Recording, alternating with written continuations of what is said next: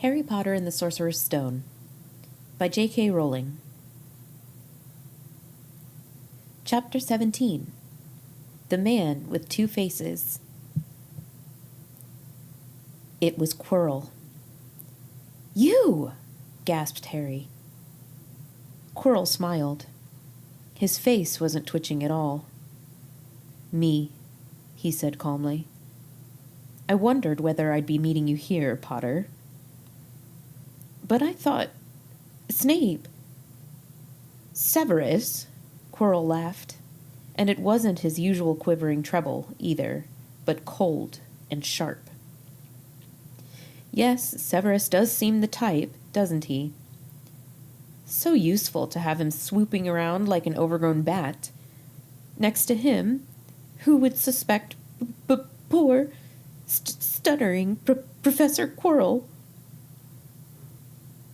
Harry couldn't take it in. This couldn't be true. It couldn't. "But Snape tried to kill me."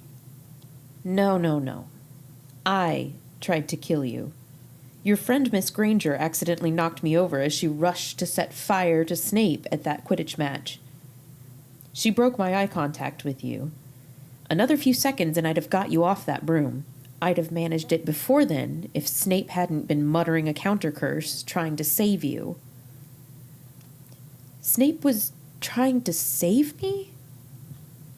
"Of course," said Quirrell coolly. "Why do you think he wanted to referee your next match? He was trying to make sure I didn't do it again. Funny, really. He needn't have bothered. I couldn't do anything with Dumbledore watching. All the other teachers thought Snape was trying to stop Gryffindor from winning. He did make himself unpopular. And what a waste of time, when after all that, I'm going to kill you tonight." Quirrell snapped his fingers. Ropes sprang out of thin air and wrapped themselves tightly around Harry. "You're too nosy to live, Potter. Scurrying around the school on Halloween like that, for all I knew, you'd seen me coming to look at what was guarding the stone." "You let the troll in?" "Certainly. I have a special gift with trolls. You must have seen what I did to the one in the chamber back there. Unfortunately, while everyone else was running around looking for it, Snape, who already suspected me, went straight to the third floor to head me off. And not only did my troll fail to beat you to death, that three-headed dog didn't even manage to bite Snape's leg off properly. Now, wait quietly, Potter. I need to examine this interesting mirror." It was only then that Harry realized what was standing behind Quirrell. It was the mirror of Erised. "This mirror is the key to finding the stone," Quirrell murmured, tapping his way around the frame. "Trust Dumbledore to come up with something like this, but he's in London. I'll be far away by the time he gets back." All Harry could think of doing was to keep Quirrell talking and stop him from concentrating on the mirror.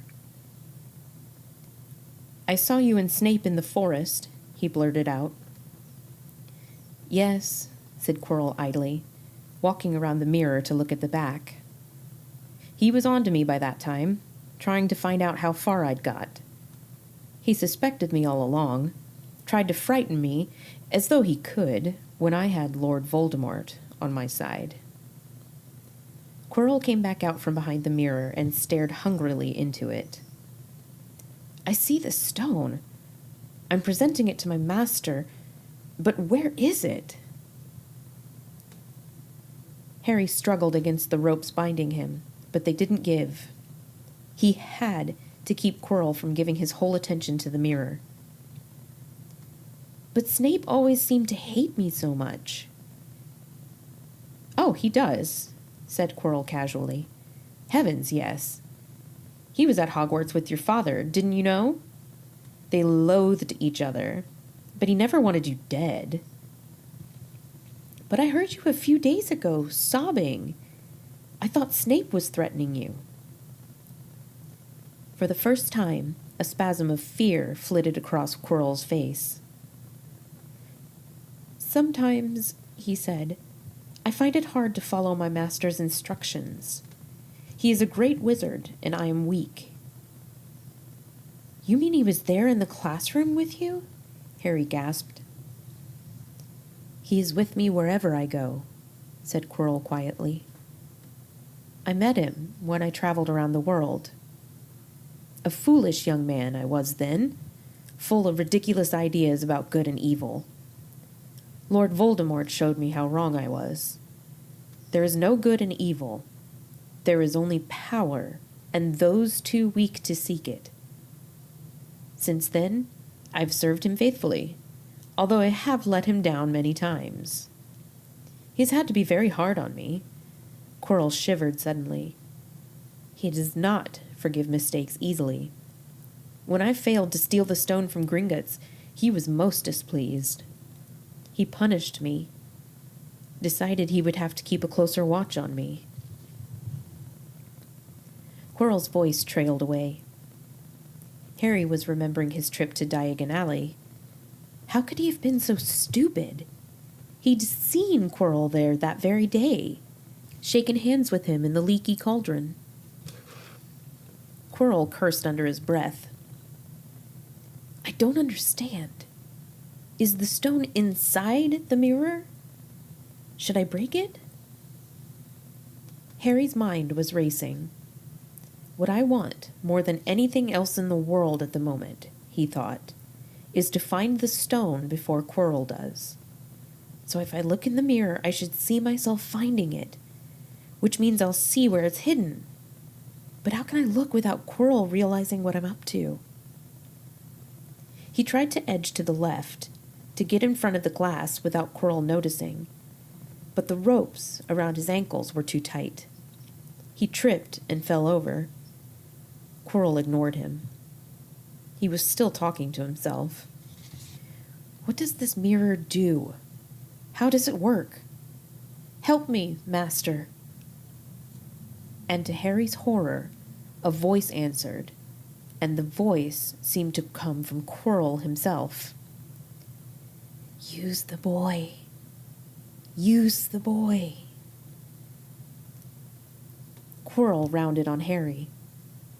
"Yes, Potter, come here." He clapped his hands once, and the ropes binding Harry fell off. Harry got slowly to his feet. "Come here," Quirrell repeated. "Look in the mirror and tell me what you see." Harry walked toward him. "I must lie," he thought desperately. "I must look and lie about what I see, that's all." Quirrell moved close behind him. Harry breathed in the funny smell that seemed to come from Quirrell's turban. He closed his eyes, stepped in front of the mirror, and opened them again. He saw his reflection, pale and scared-looking at first, but a moment later, the reflection smiled at him.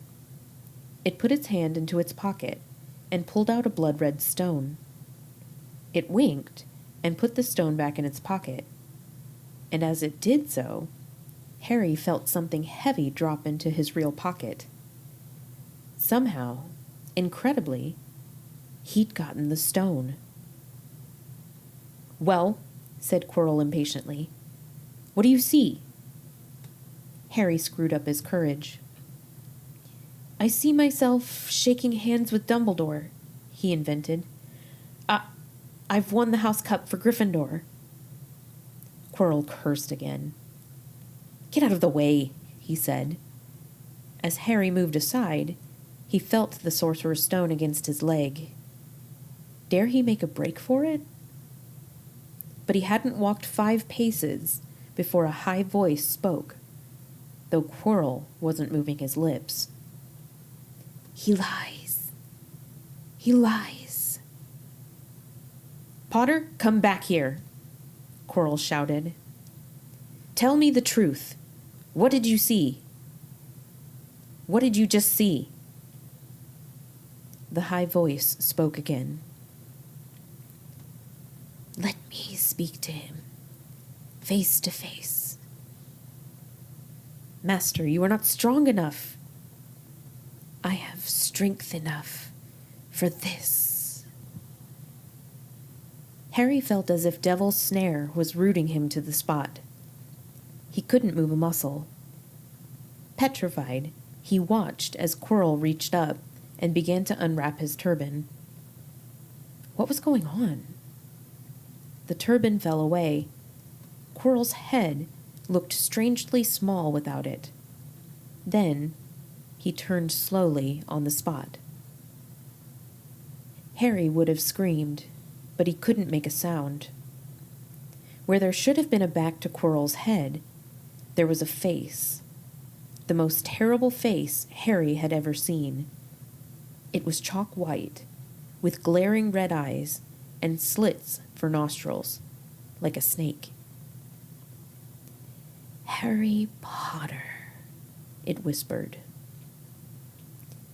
Harry tried to take a step backward, but his legs wouldn't move. "See what I've become," the face said. "Mere shadow and vapor. I have form only when I can share another's body. But there have always been those willing to let me into their hearts and minds. Unicorn blood has strengthened me these past weeks. You saw faithful Quirrell drinking it for me in the forest.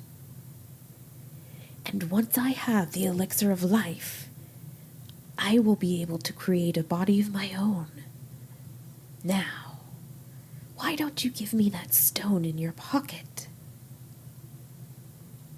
So he knew. The feeling suddenly surged back into Harry's legs. He stumbled backward. "Don't be a fool," snarled the face. "Better save your own life and join me, or you'll meet the same end as your parents. They died begging me for mercy." "Liar!" Harry shouted suddenly. Quirrell was walking backward at him, so that Voldemort could still see him. The evil face was now smiling. "How touching," it hissed. "I always value bravery. Yes, boy, your parents were brave. I killed your father first, and he put up a courageous fight. But your mother needn't have died. She was trying to protect you. Now give me the stone, unless you want her to have died in vain." "Never!" Harry sprang toward the flame door, but Voldemort screamed, "Seize him!" And the next second, Harry felt Quirrell's hand close on his wrist. At once, a needle-sharp pain seared across Harry's scar. His head felt as though it was about to split in two. He yelled, struggling with all his might, and to his surprise, Quirrell let go of him. The pain in his head lessened. He looked around wildly to see where Quirrell had gone, and saw him hunched in pain, looking at his fingers. They were blistering before his eyes. "Seize him! Seize him!" shrieked Voldemort again, and Quirrell lunged, knocking Harry clean off his feet, landing on top of him, both hands around Harry's neck. Harry's scar was almost blinding him with pain, yet he could see Quirrell howling in agony.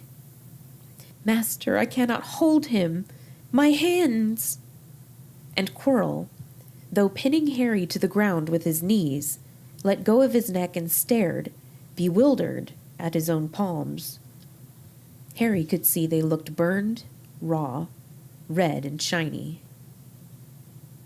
"Then kill him, fool, and be done!" screeched Voldemort. Quirrell raised his hand to perform a deadly curse, but Harry, by instinct, reached up and grabbed Quirrell's face. Quirrell rolled off him, his face blistering too, and then Harry knew. Quirrell couldn't touch his bare skin, not without suffering terrible pain. His only chance was to keep hold of Quirrell, keep him in enough pain to stop him from doing a curse. Harry jumped to his feet, caught Quirrell by the arm, and hung on as tight as he could. Quirrell screamed and tried to throw Harry off. The pain in Harry's head was building. He couldn't see. He could only hear Quirrell's terrible shrieks and Voldemort's yells of, "Kill him! Kill him!" And other voices, maybe in Harry's own head, crying, "Harry! Harry!" He felt Quirrell's arm, wrenched from his grasp, knew all was lost, and fell into blackness, down, down, down. Something gold was glinting just above him. The snitch. He tried to catch it, but his arms were too heavy. He blinked. It wasn't the snitch at all.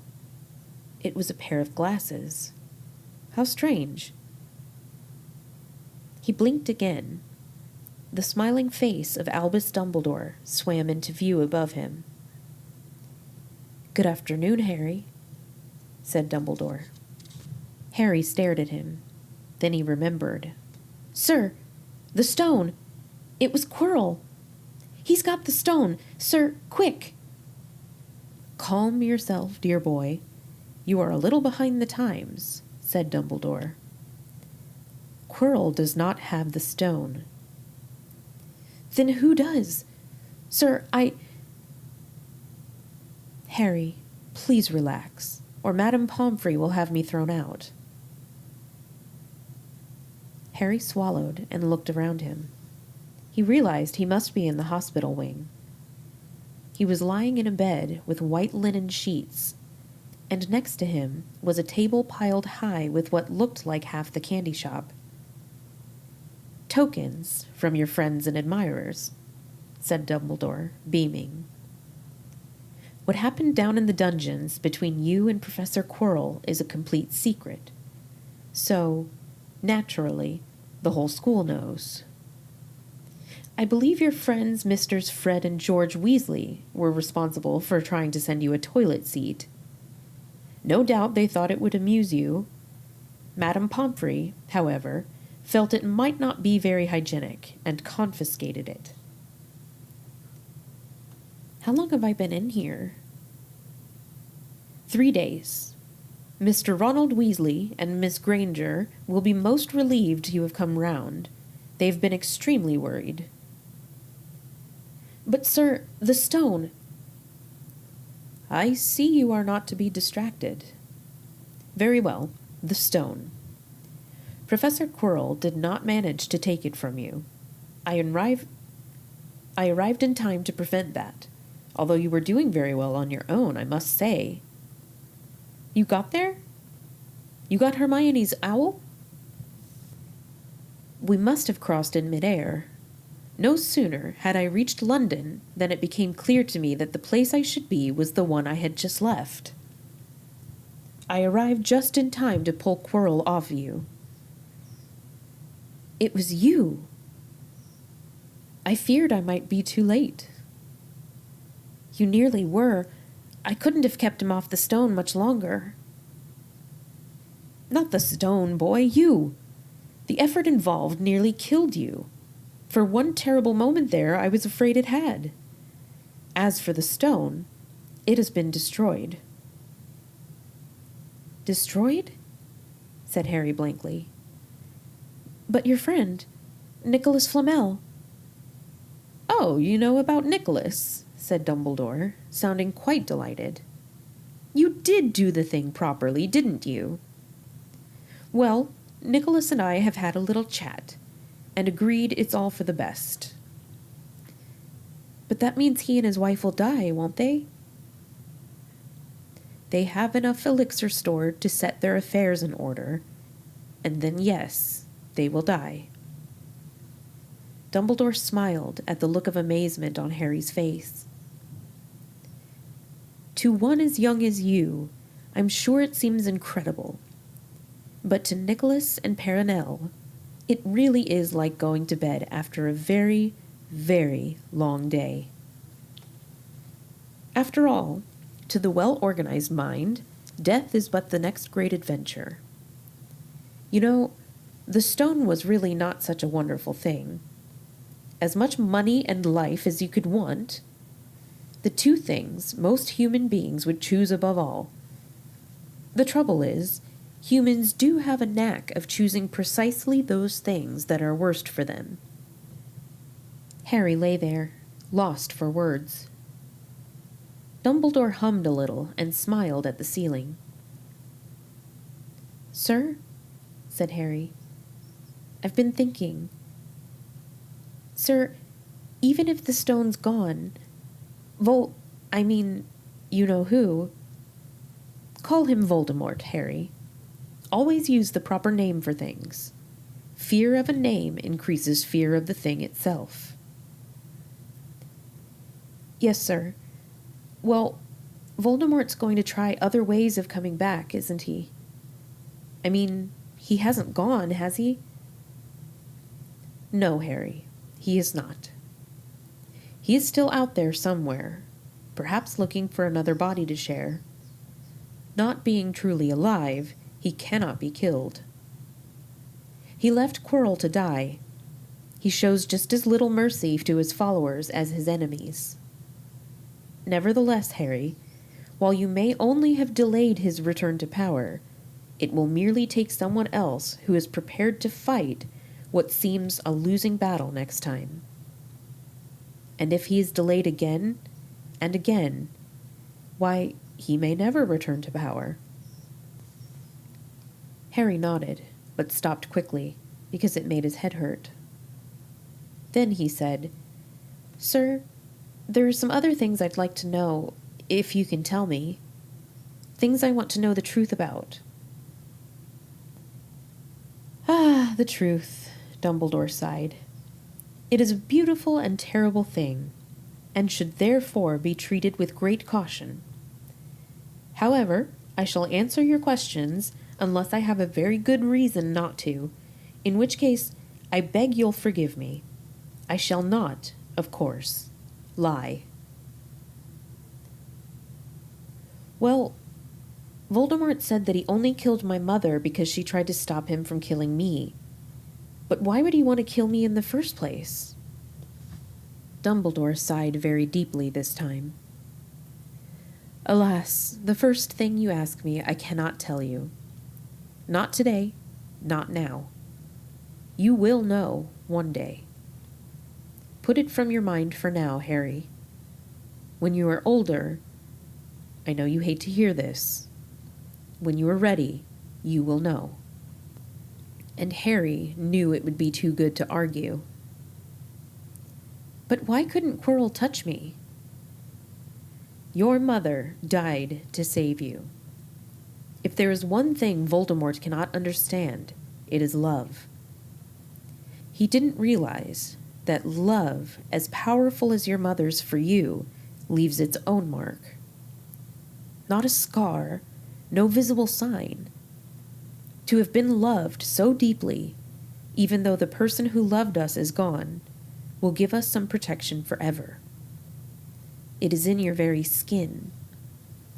Quirrell, full of hatred, greed, and ambition, sharing his soul with Voldemort, could not touch you for this reason. It was agony to touch a person marked by something so good." Dumbledore now became very interested in a bird out on the windowsill, which gave Harry time to dry his eyes on the sheet. When he had found his voice again, Harry said, "And the invisibility cloak. Do you know who sent it to me?" "Ah, your father happened to leave it in my possession, and I thought you might like it." Dumbledore's eyes twinkled. "Useful things. Your father used it mainly for sneaking off to the kitchens to steal food while he was here. And there's something else. Fire away." "Quirrell said Snape." "Professor Snape, Harry." "Yes, him. Quirrell said he hates me because he hated my father. Is that true? Well, they did rather detest each other. Not unlike yourself and Mr. Malfoy.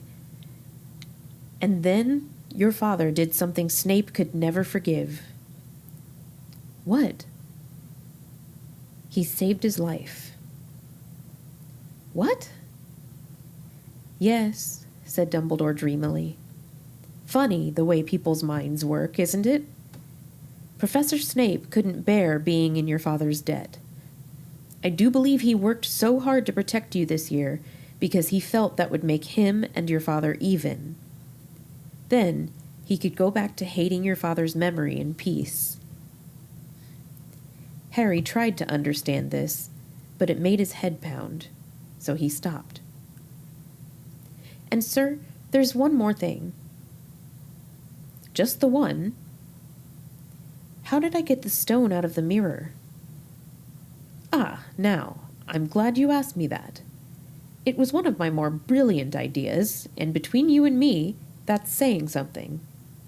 You see, only one who wanted to find the stone, find it but not use it, would be able to get it. Otherwise, they'd just see themselves making gold or drinking elixir of life.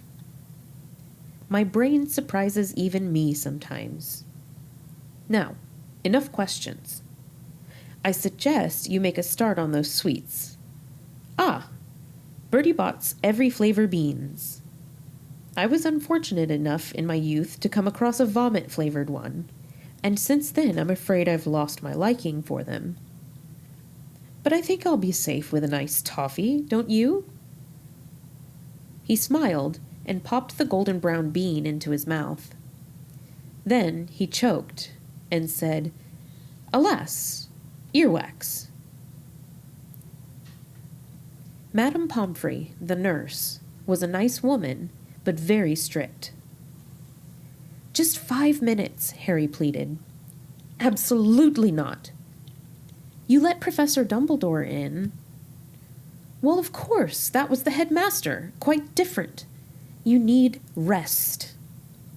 I am resting. Look, lying down and everything. Oh, go on, Madame Pomfrey. Oh, very well, she said, but 5 minutes only. And she let Ron and Hermione in. Harry! Hermione looked ready to fling her arms around him again, but Harry was glad she held herself in, as his head was still very sore. Oh, Harry, we were sure you were going to... Dumbledore was so worried. The whole school's talking about it, said Ron. What really happened? It was one of those rare occasions when the true story is even more strange and exciting than the wild rumors. Harry told them everything. Quirrell, the mirror, the stone, and Voldemort. Ron and Hermione were a very good audience. They gasped in all the right places, and when Harry told them what was under Quirrell's turban, Hermione screamed out loud. So the stone's gone, said Ron finally. Flamel's just going to die? That's what I said, but Dumbledore thinks that... What was it? To the well-organized mind, death is but the next great adventure. I always said he was off his rocker, said Ron, looking quite impressed at how crazy his hero was. So what happened to you two? Said Harry. Well, I got back all right, said Hermione. I brought Ron round. That took a while, and we were dashing up to the owlery to contact Dumbledore when we met him in the entrance hall. He already knew. He just said, Harry's gone after him, hasn't he? And he hurtled off to the 3rd floor. Do you think he meant you to do it? Said Ron. Sending you your father's cloak and everything? Well, Hermione exploded. If he did, I meant to say, that's terrible. You could have been killed. No, it isn't, said Harry thoughtfully. He's a funny man, Dumbledore. I think he sort of wanted to give me a chance. I think he knows more or less everything that goes on here, you know? I reckon he had a pretty good idea we were going to try, and instead of stopping us, he just taught us enough to help.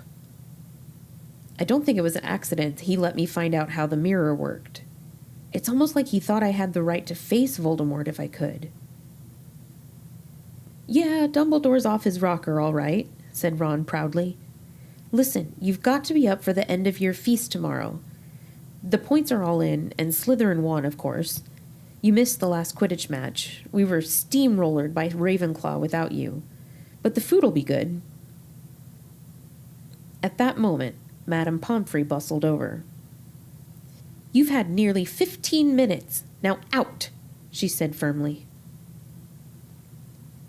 After a good night's sleep, Harry felt nearly back to normal. I want to go to the feast, he told Madame Pomfrey as she straightened his many candy boxes. I can, can't I? Professor Dumbledore says you are to be allowed to go, she said sniffily, as though in her opinion Professor Dumbledore didn't realize how risky feasts could be. And you have another visitor. Oh, good, said Harry. Who is it? Hagrid sidled through the door as he spoke. As usual when he was indoors, Hagrid looked too big to be allowed. He sat down next to Harry, took one look at him, and burst into tears. It's all my ruddy fault, he sobbed, his face in his hands. I told the evil git how to get past Fluffy. I told him. It was the only thing he didn't know, and I told him. You could have died. All for a dragon egg. I'll never drink again. I should have chucked it. I should be chucked out and made to live as a muggle. Hagrid, said Harry, shocked to see Hagrid shaking with grief and remorse, great tears leaking down into his beard. Hagrid, he'd have found out somehow. This is Voldemort we're talking about. He'd have found out even if you hadn't told him. You could have died, sobbed Hagrid. And don't say the name. Voldemort, Harry bellowed. And Hagrid was so shocked he stopped crying. I've met him, and I'm calling him by his name. Please cheer up, Hagrid. We saved the stone. It's gone. He can't use it. Have a chocolate frog. I've got loads. Hagrid wiped his nose on the back of his hand and said, That reminds me. I've got you a present. It's not a stoat sandwich, is it? Said Harry anxiously, and at last Hagrid gave a weak chuckle. Nah, Dumbledore gave me the day off yesterday to fix it. Of course, he should have sacked me instead. Anyway, got you this. It seemed to be a handsome, leather-covered book.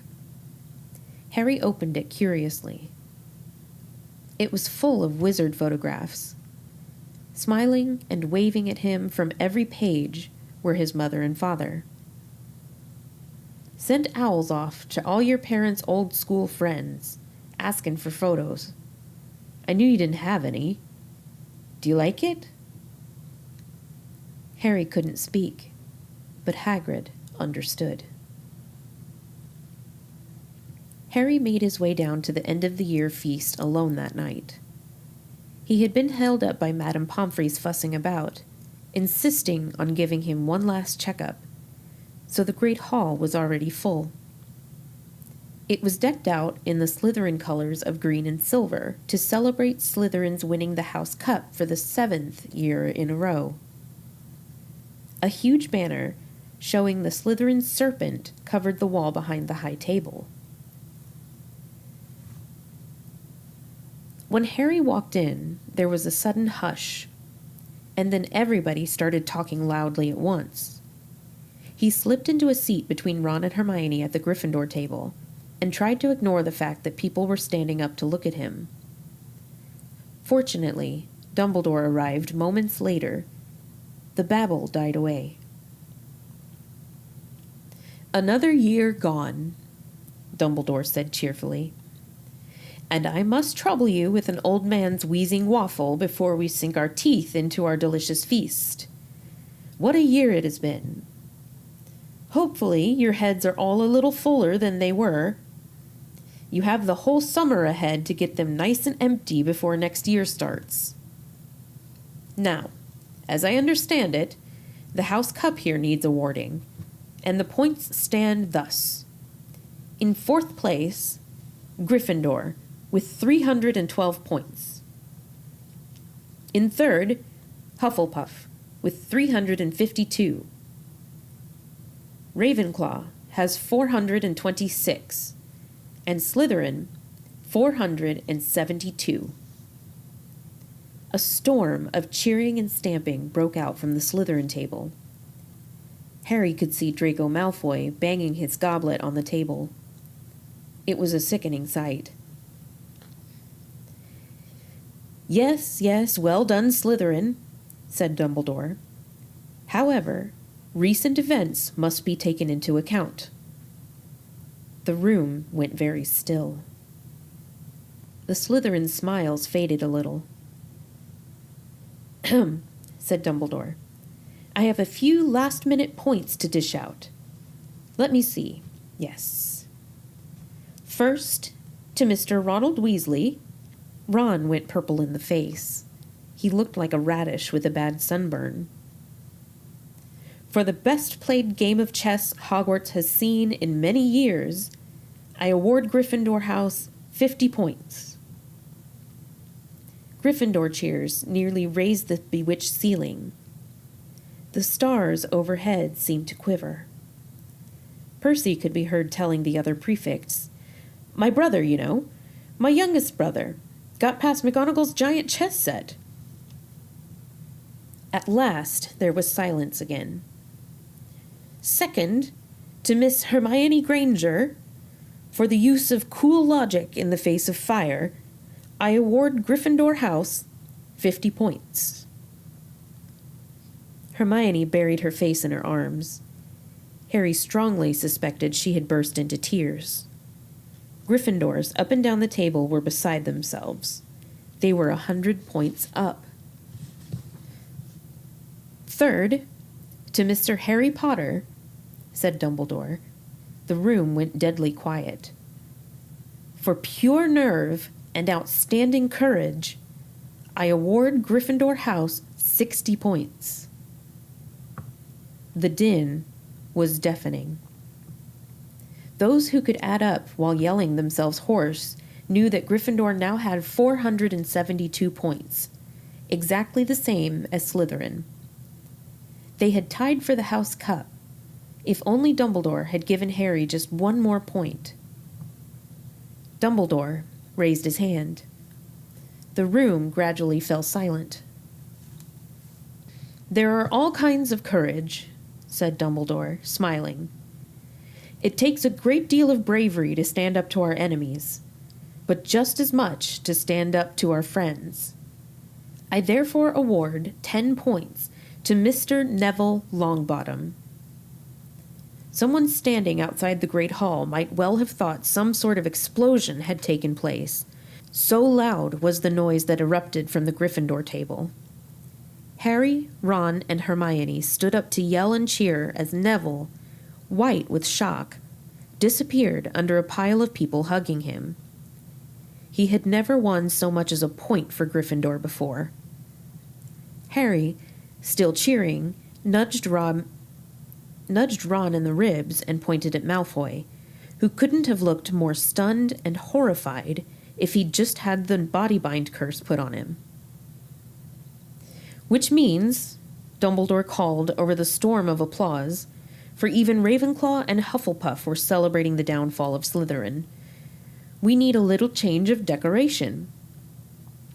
He clapped his hands.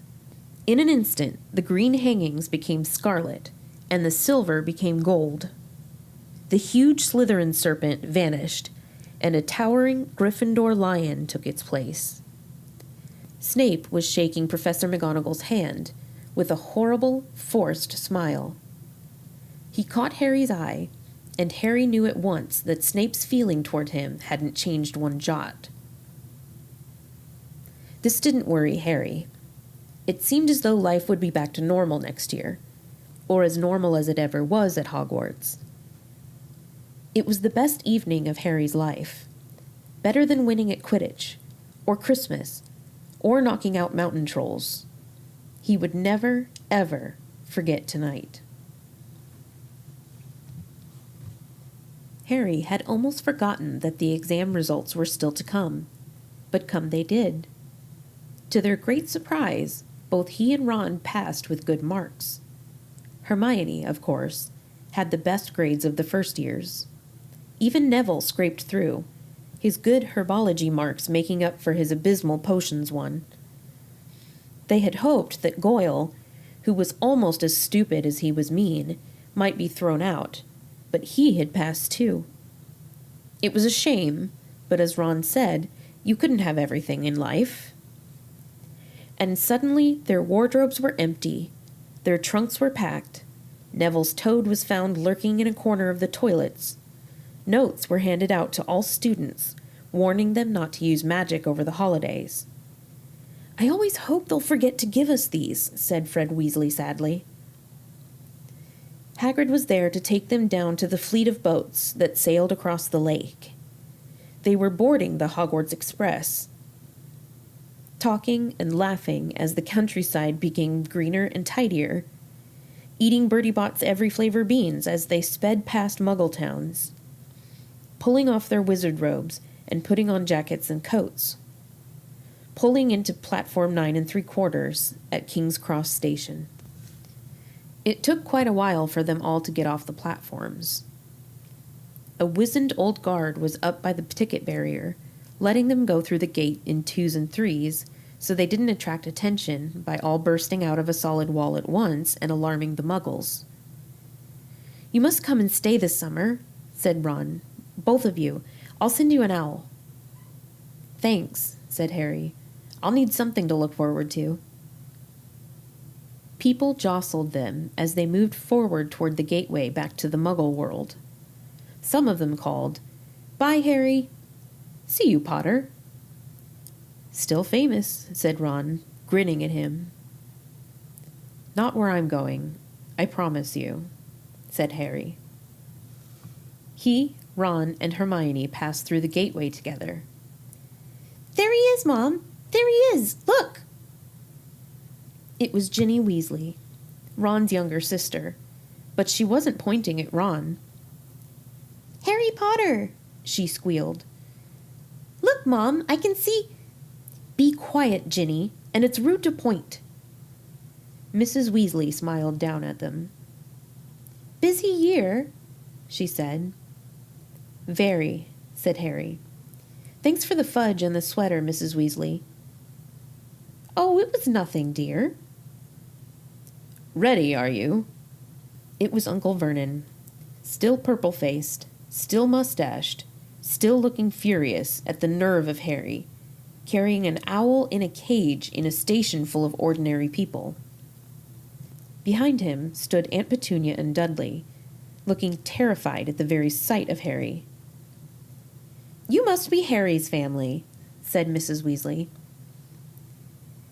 "In a manner of speaking," said Uncle Vernon. "Hurry up, boy. We haven't got all day." He walked away. Harry hung back for a last word with Ron and Hermione. "See you over the summer, then." "Hope you have a good holiday," said Hermione, looking uncertainly after Uncle Vernon, shocked that anyone could be so unpleasant. "Oh, I will," said Harry, and they were surprised at the grin that was spreading over his face. "They don't know we're not allowed to use magic at home. I'm going to have a lot of fun with Dudley this summer."